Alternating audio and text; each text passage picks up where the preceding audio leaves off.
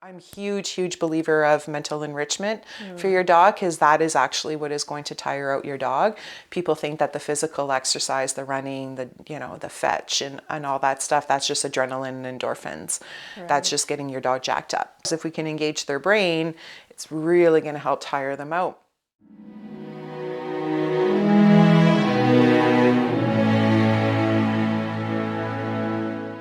Welcome to the Makers Unleashed channel.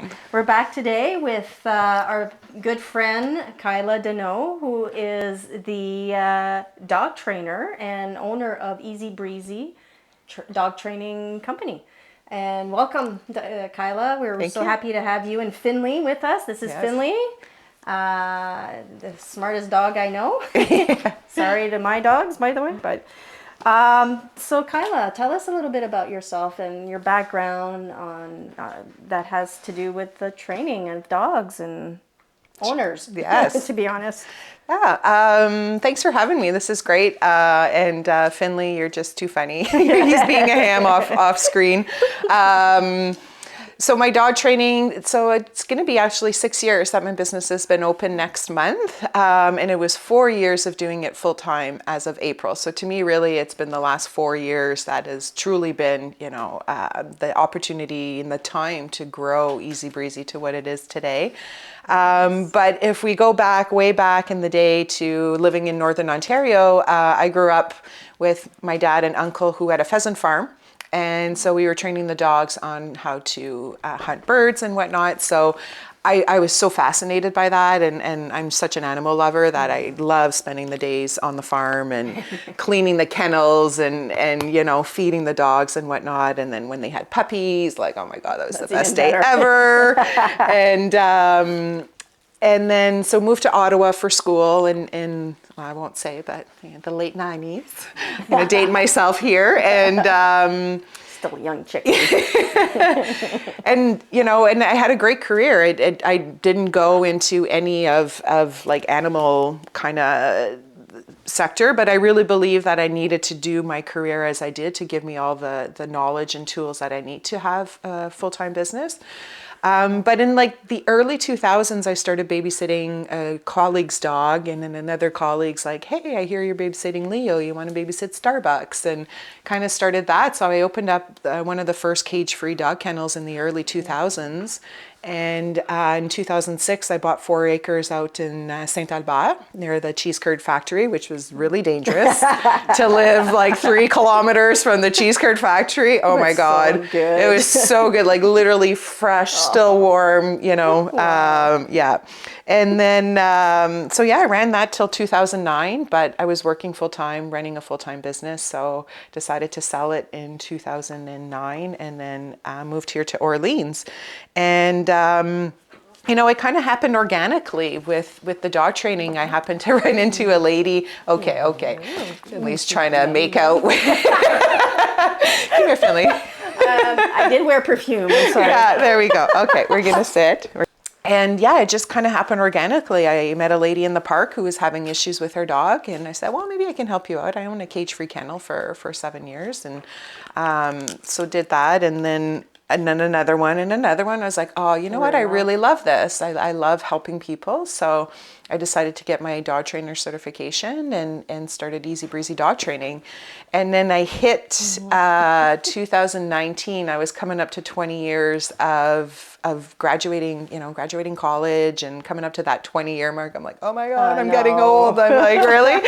So it was like, I loved, like I had such an awesome career. But did it give me the pure joy of life? And I said, you know what, I'm going to give it a go. I could always get a job tomorrow with what I'm doing. Absolutely. So I started Easy Breezy dog training and or decided to do it full time. And then pandemic hit and I was like, oh my God, what did I do? But then everybody got a dog. That's so true. I've been working like a dog since 2020, and then writing books and all this new stuff too. So it's been a lot of fun.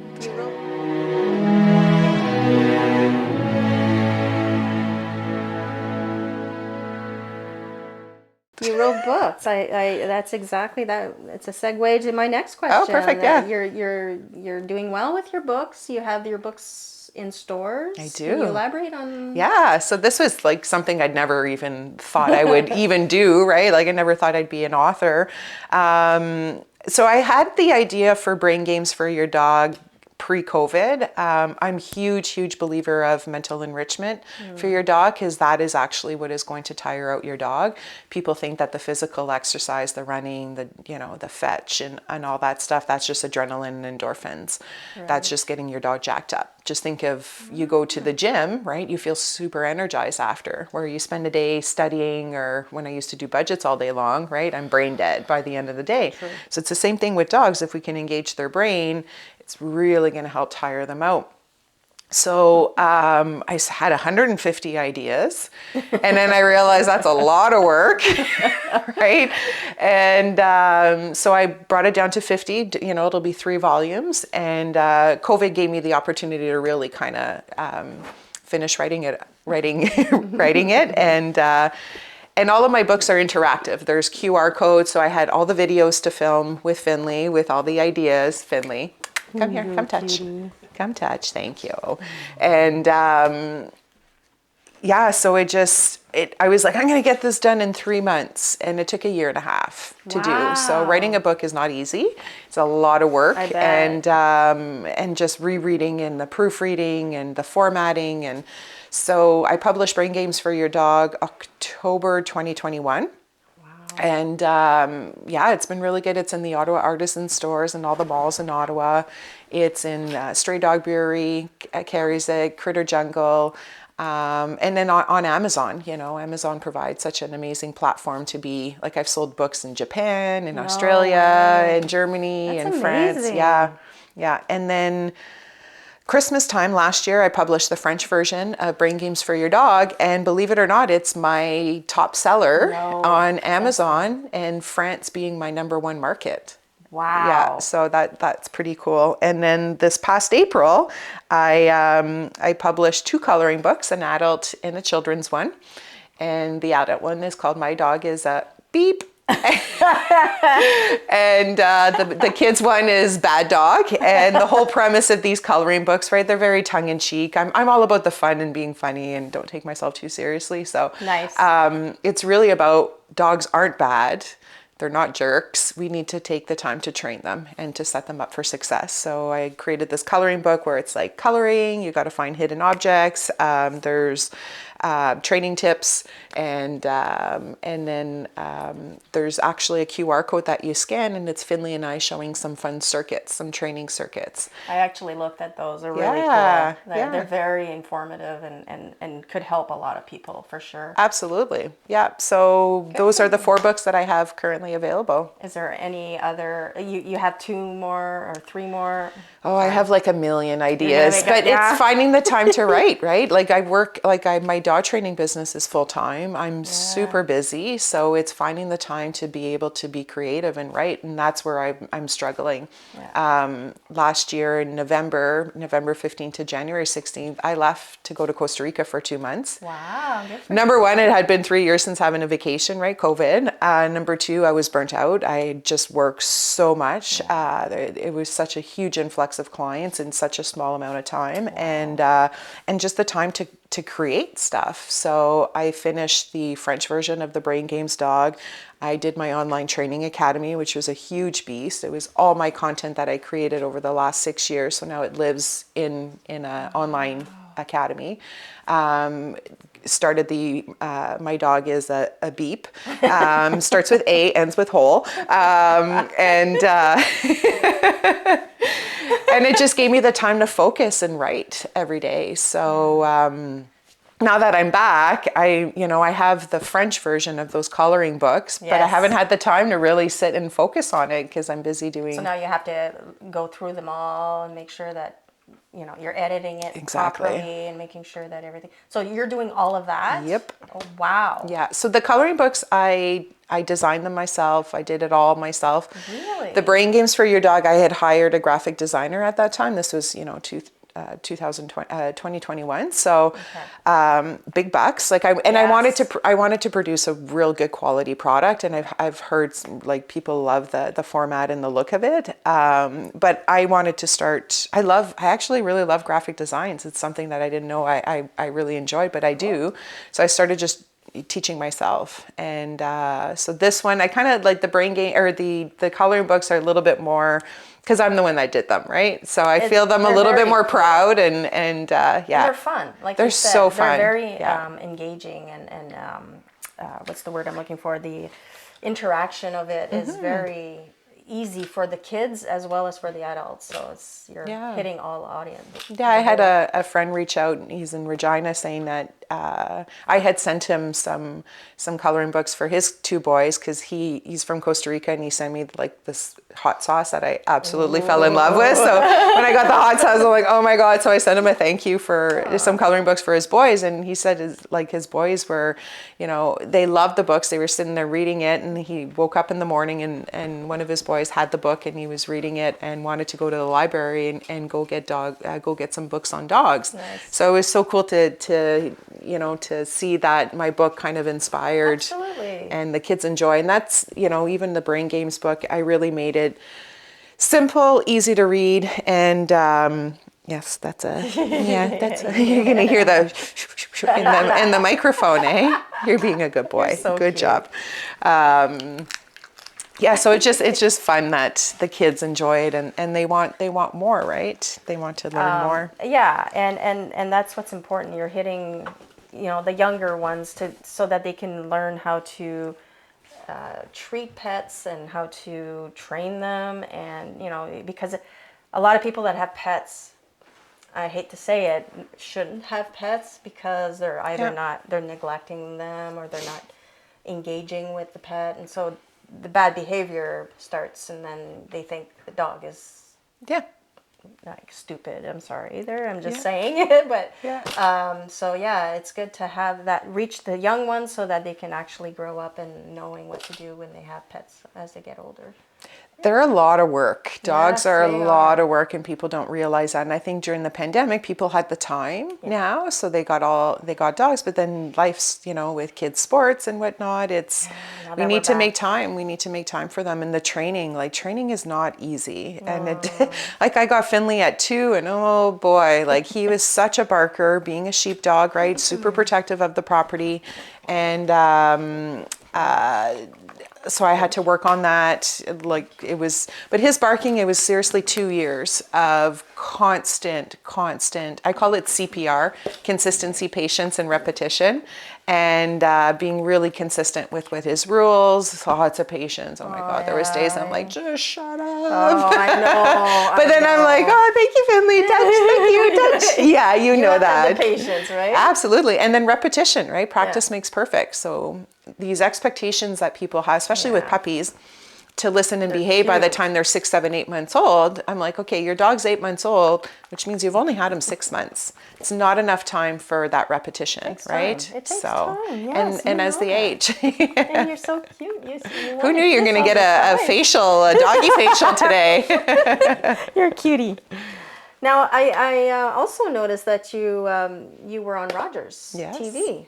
Can you tell us a bit about how you got to go on Rogers and your experience? Sure. Like anything, it's, you kind of got to, as you're growing your business, you kind of have to seek opportunities out. And I had seen a post on a Facebook group saying, hey, we're looking for folks to do interviews. And I'm like, me. And so I went, and it was a lot of fun. And I talked about the Brain Games for Your Dog book. And so I emailed them. I said, hey, do you want, I'm more than happy to come back with Finley. And so we did a second interview with Finley, and a little bit more. I had some examples of some brain games and whatnot. So it was really fun to be part of that. That's cool. Good for you. That's a great way to market your product and your business, and Yeah. I'm very happy for you. Yeah, I had someone call for private training and said, "Oh, I saw you on TV today." So I was like, "Perfect! It paid for itself, right?" That's awesome. Good for you. Congratulations on that. Thank you. So you also mentioned that you're a member of the Canadian Association of Professional Dog Trainers. Yes. Can you elaborate on that one? Yeah. So the CAPDT is, was created to just have a standard body of where we all sort of adhere to best practices. So, we're in the positive reinforcement world, so we're not using aversives in training. So shock collars, prong collars, those types of methods. I strongly believe in that, being more sort of in the positive reinforcement approach of training. So that's why I decided to join that. And people can go on there to see if their dog trainer or dog training school is part of that, to make sure that they also are part of, adhere to those, more of the Protocols and processes. positive reinforcement style good. training. Hi there, buddy. You're my buddy now, aren't you? You're also a volunteer with the Ottawa Humane Society. Are you still? I kind of paused that in the last year and a half, but I have on and off for the last 20 years. I started way back in 2001. I started doing the Wiggle Waggle Walkathon, and I was the top raiser back in 2001. I have a photo of me winning one of the first TV DVD combos. Oh, wow. So this is showing you how long ago that was. And I did that for years. One of my favorite programs that I did at the Ottawa Humane Society back in the day was with my first dog, Storm. He just loved to be pet. Finley would be great for this too. And we did the companion animal program. I think it's called something different now, but we would go visit old age homes every Tuesday nights at 7 p.m. So at 6:15, I'd take out his bandana and he'd be so excited, put the bandana on. He's so new. And we would go visit all, a different old age home every Tuesday night. So nice. And it was so fun. And sure we they did that for 3 appreciated it. years. And then I had bought the house out in St. Albert. So, and I started this at 10 with him.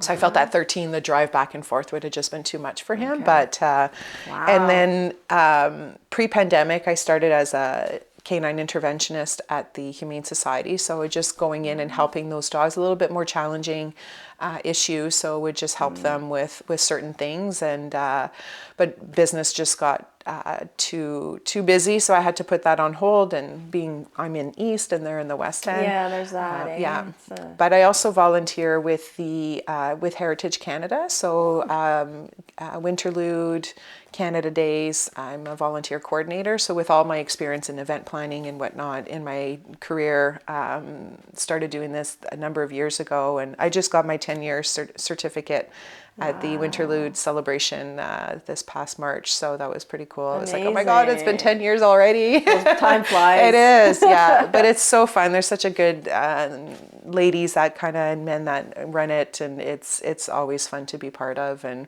like Winterlude, for example, it's over 800 volunteers in order to make Winterlude happen. Yeah. Oh my Canada goodness. Day is around those same numbers as well. So people don't realize to put on these huge events. It's really a lot of volunteers. Yeah. Wow. Yeah. Well, good for you. Wow. You It's are so fun. busy. I am busy. Yeah, it's a little bit too much. You. Yeah. Because if it wasn't for you, we might not get such a nice event such as the Winterlude and stuff. Okay, so earlier you talked about you were the first cage-free dog kennel. Can you explain what that means? 'Cause I'm not sure Yeah, so cage-free means like they're not in those kennels, right? Okay. They're not in any cages. I had Storm, and I was like, there'd be no way I would put Storm in a kennel for, to have him boarded.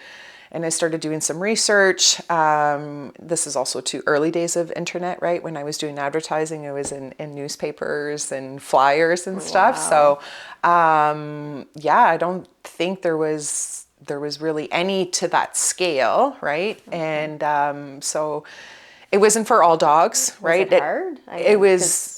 yeah, it's all cage free. So you right? really have to be on all the time. 24 And hours. it was a 24/7 operation. I mean, at night, every dog, like all the dogs would be sleeping and whatnot, but I had to be selective with the dogs that I chose. So everyone had to come for a meet and greet. I had to make sure that they were friendly and social and whatnot. So it's not an environment that's good for all dogs. But there's a lot of dogs that it works for. And yeah, so did that. And it was Christmas 2008. I had 17 dogs in my house because I was getting to the point where I was going to build something for them. But, you know, I was 27, single at the time, and bought 4 acres out in the middle and trying to do this alone. So it was a lot of work. Luckily, I had a friend who was practicing Buddhism and had kind of given up all of his worldly possessions, and he needed a place to live. And I'm like, I'll feed you. I'll give you a roof over your house. Exactly. I'll take care of the dogs during the day while I work. So, because you don't want to leave them unsupervised. So,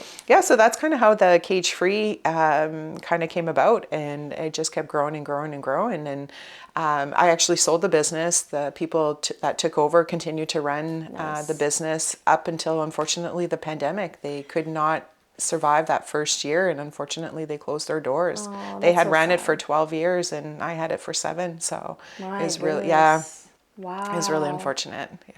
And that's all, that was in St. Albert. Yep. Man, that's the pandemic really hit a lot of people. Well, in the dog industry, right, the boarding, that first 2 years, the boarding kennels, the daycares, they got hit hard. Dog trainers, groomers, and vets, we were inundated with dogs. Like there was times in I just couldn't, I couldn't accept any more clients. Like it was just too much. And then I feel guilty because people are calling, I need help. I'm like, I know I can help you, but I just can't. I'm like booking 6 weeks out in advance. And so it was like, and then you're seeing all these businesses close, and it was really, really, really stressful. Yeah, it was an awful time for small businesses. Absolutely. Yeah. Well, all of that said, would you have any like recommendations or insights to people out there that would like to possibly start their own little business of training dogs or even boarding dogs? Or so you know, whenever this is probably, I think, my 12th business. I've started so many different little things. I was always like, I don't think I was fully ever satisfied in my full-time job, and I'm just that type of personality that just likes to keep busy. So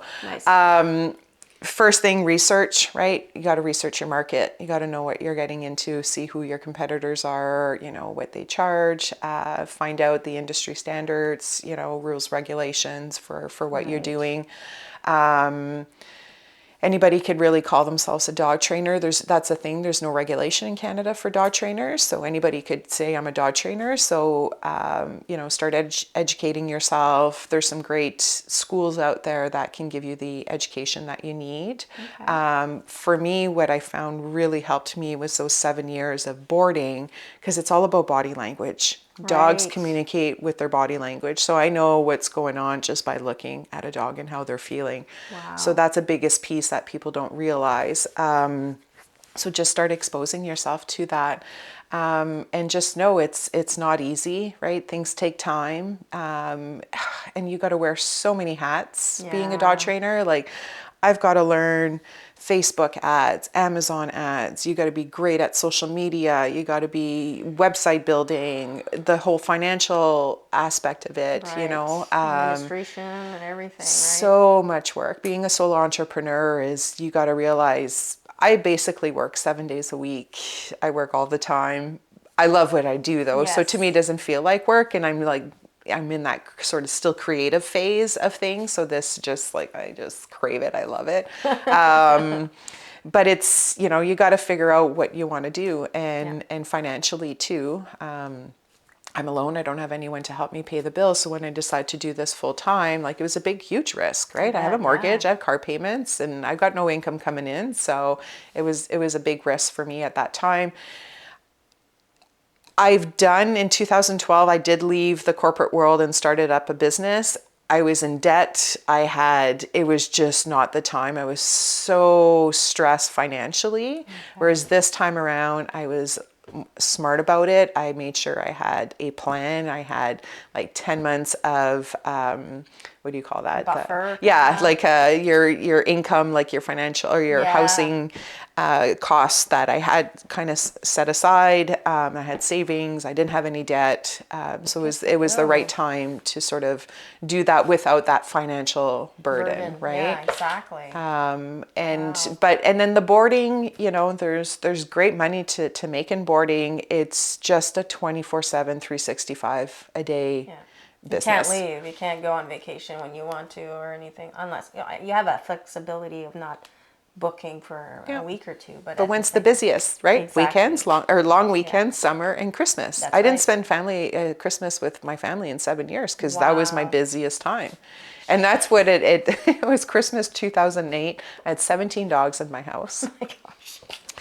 And from like a little 2-pound Yorkie to a 150-pound Roddy mix. And everybody got along great, but it was, and this has been going on for 7 years. Plus I was working full time, running a full-time business. And I got 17 dogs literally following me everywhere in the house. And then at one point I remember sitting, I'm like, I just need a break. So I put up a piece of plywood up in the living room to like kind of just give me like, just so I can sit on the couch and not have 17 dogs. And then I had 17 dogs sitting there going, I'm like, oh my God. So I think it was like a month or two later, I'm like, I'm done. Yeah. So decided to sell and move on. But So there is no law on how many dogs you can have? Oh yeah. There So is? when I was leaving, because I was looking to buy, the Ottawa, I was really hard with the bylaws for owning a kennel. So I ended up in St. Albert, which is the Nation Township. So in order to have a boarding kennel, I had to have, I think, minimum 3 acres. Okay. And the land that I had to be like residential / commercial as well. So I had to pay a kennel license. Wow. And So those are other things you should be thinking about when you're 100%. do this. Yeah. Okay. Yeah. Nice. So now that we know a little bit about you, anything in the future coming up that we should know about? Oh my God, I have so many ideas. It's just trying to find the time to put them in. And I'm like, okay, I can't start anything new. But then I went and started, I'm in the process of starting up a luxury cat boarding. Nice. Yes, so I'm really excited about that. This is actually something I had extensively researched back in when I had my dog kennel. Okay. I had decided at that time, rather than building its own standalone building for the dogs, that I was going to start off with a cattery. I think it was 20 to 30 cats. I had like architectural drawings done up. Like I was ready, you know, I was starting to look at getting the builders in and whatnot. And then that's when I decided to sell. Okay. So this time around, I just, I'm keeping it small, no more than 5 cats. But it's going to be really luxurious. They have lots of cat walls, like things to climb up on the walls and whatnot. So that's coming very soon. Like next week will be the opening. And books, I've definitely got books. It's just to find the time to write. That's where I'm struggling right now because I'm so busy training. Like I got puppy classes. I've got, all my private training. So it's nonstop, but I got to start. It's a good nonstop. It's a good nonstop. It's just, I got to find time and even find time for me, right? That's my biggest thing. It's, and I'm not good at that. Work-life balance, my friend. I know. But it's hard when you love what you do, right? Exactly. So I'm like, it's hard to say no, exactly, because you love it. So, but you have to. I'm just saying. I know. Now, are you accepting new clients or you Oh yeah. Okay. No, I'm definitely accepting new clients. It's not like, because I find that during the pandemic, it's like everyone came at once, right? Whereas now I'm getting in, it's kind of like flows throughout the year. So my schedule's always busy, but like if someone was, looking for an appointment, I have availability like this weekend or next week, right? Depending on your the days and the times. But absolutely, definitely taking on new clients. Now, do you have social media platform out there that we can link, put the links down below so that people can go and check out what you do and maybe even private message you or whatever for appointments? Absolutely. So on Facebook, Instagram, it's Easy Breezy Dogs. My website is easybreezydogs.com. And YouTube, haven't been super active on YouTube, but I kept my old page from when I had my dog kennel, so it's just Kyla Denault, just my name, and then you'll see Easy Breezy Dog Training logo and stuff on there. But if you scroll down in past videos, you'll see all the videos from when I had the kennel. So you'll see the dogs, and you'll see Storm and Breeze, my old dog. Breeze was my German Shepherd, So, and that's hence the where name. Easy Breezy. Yeah, I was thinking up with the business. I'm like, oh, I need a name. I'm Breezy, Easy Breezy. I love it. So I wasn't That's very taken good. too, so I was like, perfect. So That's yeah. wonderful. Great. Well, this concludes our interview, and Great. we really want to thank you for being here, well, having us into your home, basically, and come to know your journey. And it was exciting to hear all of the background behind Easy Breezy Dog Training. If you are interested in having your dog trained, or even yourself for your dog, make sure that you check out the links below. We'll have it down in our description. If you enjoyed this video, please subscribe to our channel at Makers Unleashed, and hit the notification bell, and we'll see you on the next one. Thank you, Kyla. Thank you.